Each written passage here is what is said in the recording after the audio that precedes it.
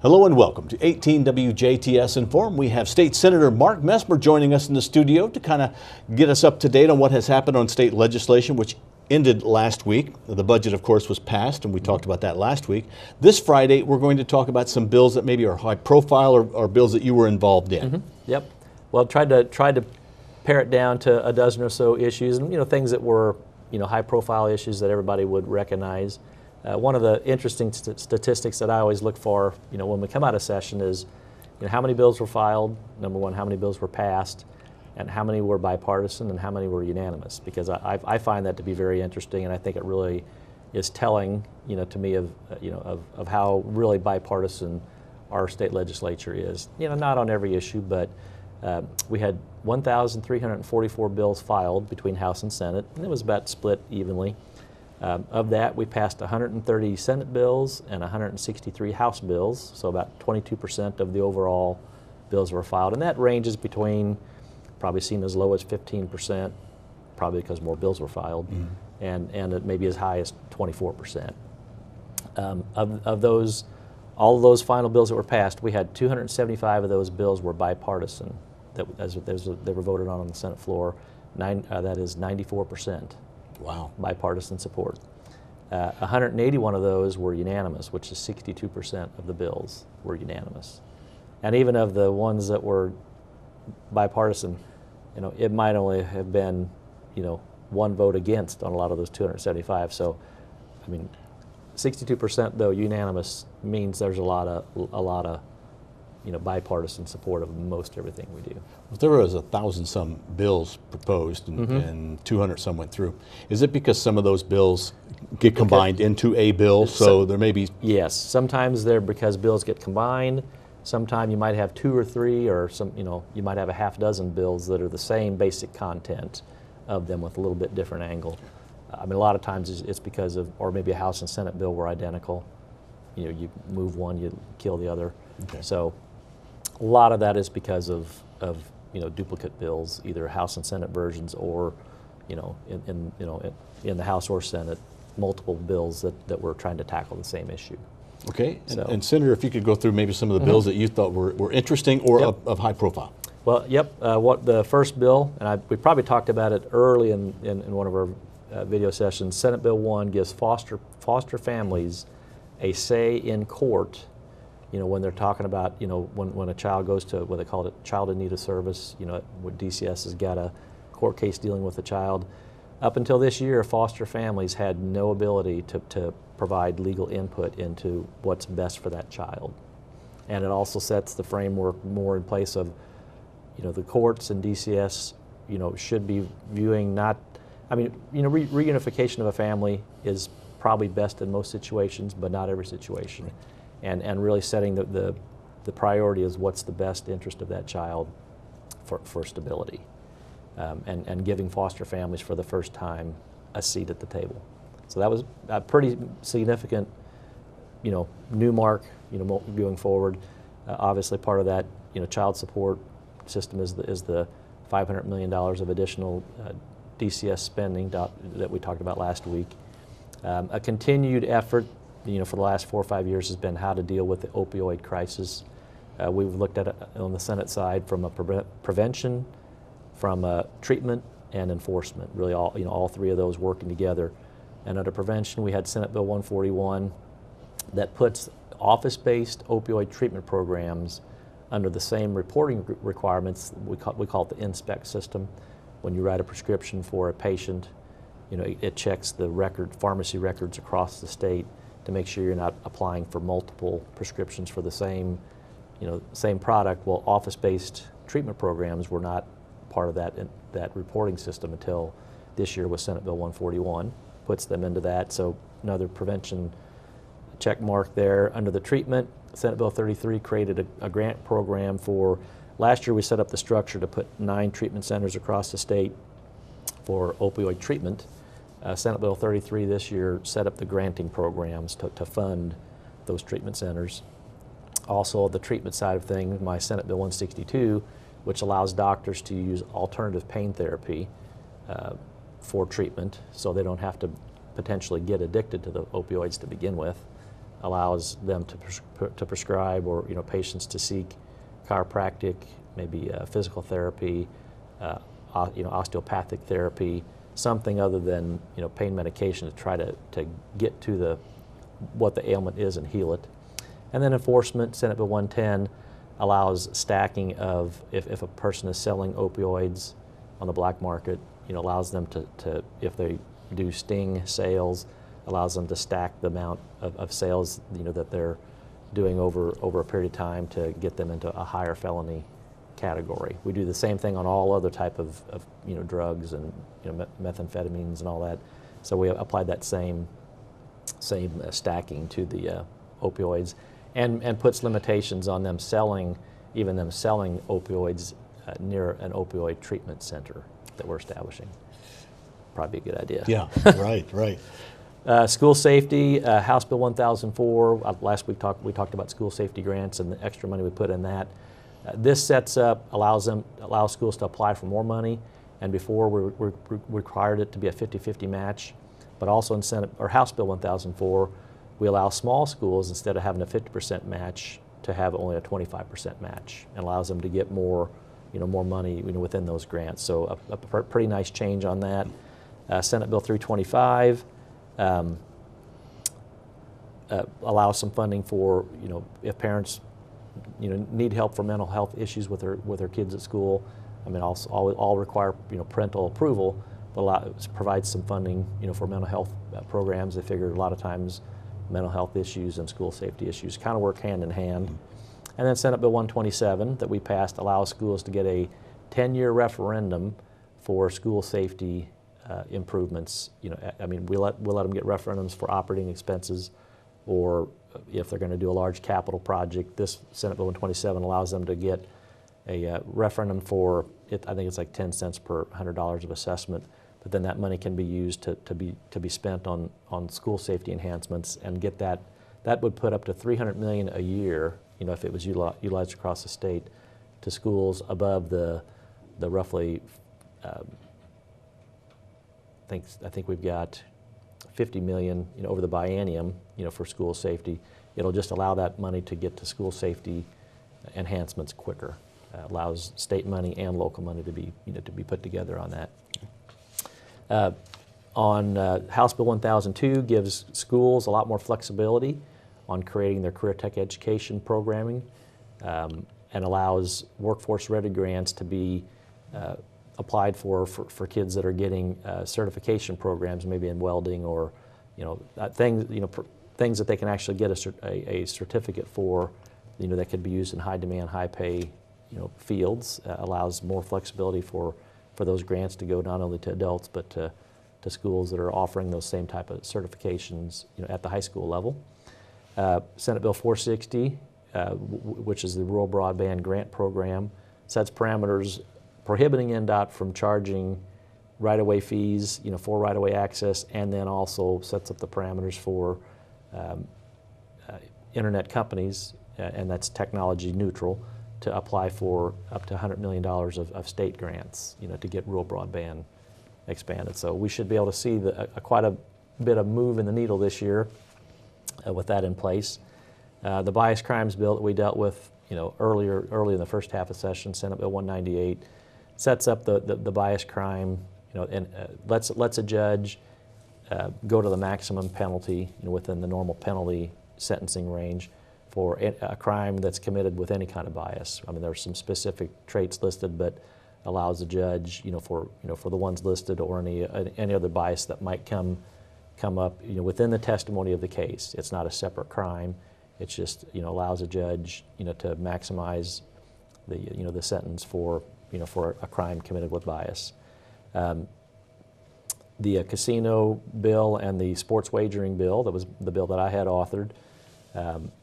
We have got the approval for the two boats that are in Gary to move off of the water, which is really part of an overall economic development program in that Benton Harbor area. There's international companies that want to come in and set up a barge, rail, trucking intermodal site there at the Benton Harbor location of the two Gary boats. But the first part of that was getting the boats moved, and then how do we set up the rules for letting them move. So what's going to be the parameters? What are they going to pay, for their relocation of their new site in Gary? The new site in Terre Haute's been petitioning for a casino for a couple of years now, and this really sets up the mechanism to allow that to happen. So one of the licenses, would go to some, to the interstate in Gary. The other one would be allowed to move to Terre Haute after the Gary process has started. That'll free up. They'll have to relinquish their license. They get the permission to move one of them, but as part of that, they have to give up the second one, to the state, and that's what and then they'll pay $20 million to move, from water to land, and then the Terre Haute, whoever's the successful bidder there, and we'll leave that open to competition, to any casino company. They'd have to pay $5 million if they're the successful bidder at the Terre Haute location. Have to have a referendum approval in Vigo County, for like we've required in all our other communities before they actually move forward. Their voters have to say yes. And then within that, if the people that move off the water to the land in Gary, if they sell within 5 years of when they move, we require a $20 million transfer fee to basically an early penalty, for early sale. We had a $50 million transfer fee in the two racinos. Those were two casinos, basically, bigger than the one's going to be in Gary. But we had a $50 million transfer fee that when those sold last summer from the current operators to Caesars. So, historically precedent for that, and dollar-wise, equivalent. And allows sports wagering. So you'll be able to, all the casinos will set up that within their, within the casino's functions, but you'll be able to do it, register your sports wagering through your phone, through one of the casinos, and be able to operate it on a mobile device or bet in person at the casino on sporting venues. I guess out in Las Vegas when it's NCAA tournament weekend or Super Bowl weekend, those are pretty big draws to the casinos when that type of large sporting venue is going on. Property tax relief for small business owners, Senate Bill 233, allows what we call the business personal property tax. Right now we have a deduction of up to $20,000 for office equipment in your home or any small business that you don't have to pay property tax, business personal property tax on, and we raised that to $40,000. So give a little bit. I think it would give, 26,000 small businesses in Indiana a tax break on that. House Bill 1010 is for the first time, and I know the folks at Crane have been asking for this now all 11 years that I was there this year, and if I wouldn't have been there even this year, I do not believe it would have happened. But military retiree pensions, we're one of the few states that actually, that charge income tax on military pensions. None of our surrounding states do. Most of the states in the southern part of the U.S. do not. We were one of the few that still charged income tax on that. And as part of a recruitment tool to get people that have been in the military 20 years, they can retire as early as 20 years, to be able to attract them to Indiana, to come and fill our high-skill, high-tech, career jobs that we have lots of openings in. Mm-hmm. When people retire from the military, they first thing they ask is which states tax or don't tax my pension. And when you're on the list of taxing states, they just go somewhere else. Now, obviously, if they grew up here, they have family here, they're probably going to retire here. Mm-hmm. But to be able to get anybody not from here to come here, it was a huge impediment. And where Crane looked at it is, the retired generals, that retire from the Pentagon. When they retire, if they go to work for a military contractor, which they usually do because they're still, usually young enough to have several years of work life, if they go to work as a consultant. And what Crane said, our problem is when those generals retire, even if they worked here, even if we could get them to come to work for one of the military contractors that's working at Westgate, doing supply work for Crane, when the Pentagon does awards for, billion-dollar, defense, contracts, where are they going to assign that, that job at their bases? they spend their money where their friends are. I mean, you just like all of us, we're creatures of habit. We work with people we have relationships with. And they said, we can't get retired generals to come to Indiana, because of our tax treatment on their pensions.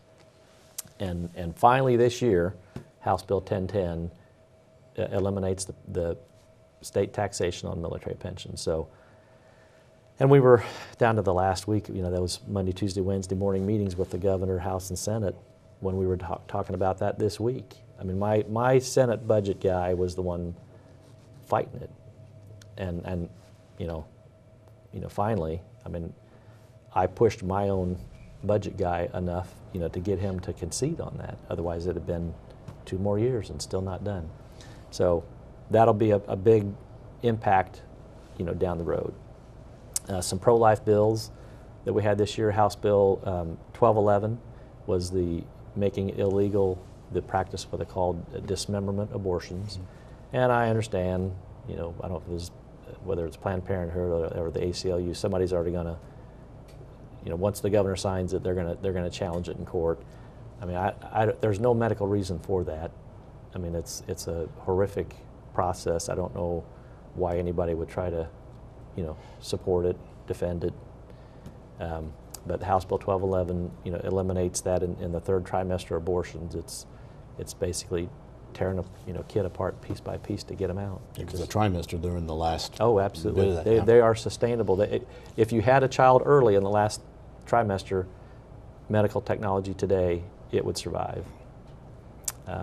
And Senate Bill 201 gives all workers in the medical field the moral objection to being forced to be involved in abortion procedures.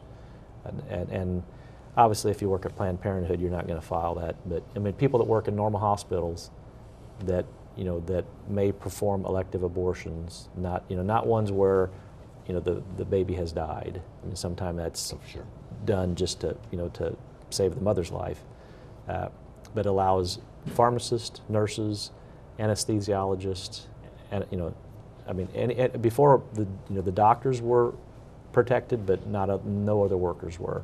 This allows all healthcare workers to be, exempted from participating in abortions if they have moral objections to it. And then the House Bill 1204 prevents frivolous lawsuits from you. And the case that came up was last year. There was a police officer over near Scottsburg area. There was a meth addict he had pulled over.